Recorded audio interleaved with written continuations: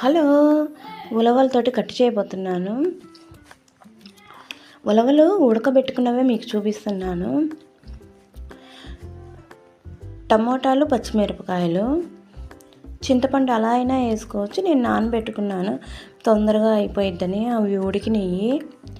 ఇవి ఉడికినాక చింతపండు నీళ్ళు కూడా పోసుకొని ఇలా పోసుకున్నాక చిటికెడు పసుపు, కొంచెం నూనె వేసుకొని ఉడకనియాలి. ఒక పావు కప్పు ఉలవలు తీసుకొని 1 లీటర్ బావు నీళ్లు పోసుకొని ఉడకనియాలి.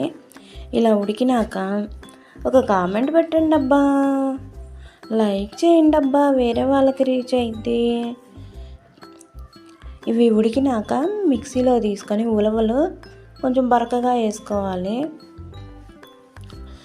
బరకగా వేసుకున్నాక ధనియాలు, ఎండుమిరపకాయలు, కొంచెం జీలకర్ర, కొంచెం మెంతులు, చారుపొడిలాగా మిక్సీ వేసుకున్నాను. అది కూడా ఇదిగోండి. ఆ ఉడికినవి, ఆ నీళ్ళు మొత్తం ఉడకబెట్టుకున్నవన్నీ వడగట్టుకోవాలి. ఆ పిట్టు తీసుకొని ఆ వడగట్టుకున్న నీళ్ళు మొత్తం పోసుకొని, ఉలవల నీళ్ళు పోసుకొని బాగా ఉడకనియాలి. నేను రుచికి తగ్గ ఉప్పు వేసుకొని ఈలో పోపు వేసుకోవాలి. సలసలా కాగే నూనెలో తాలింపు గింజలు వేసుకొని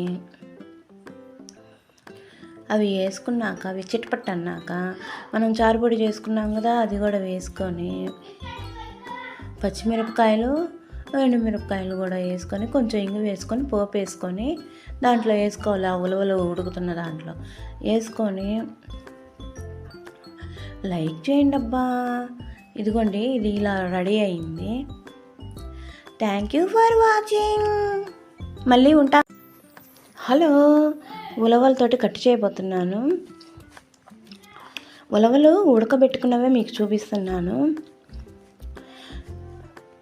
టమోటాలు, పచ్చిమిరపకాయలు, చింతపండు అలా అయినా వేసుకోవచ్చు. నేను నానబెట్టుకున్నాను తొందరగా అయిపోయిద్దని. అవి ఉడికినాయి.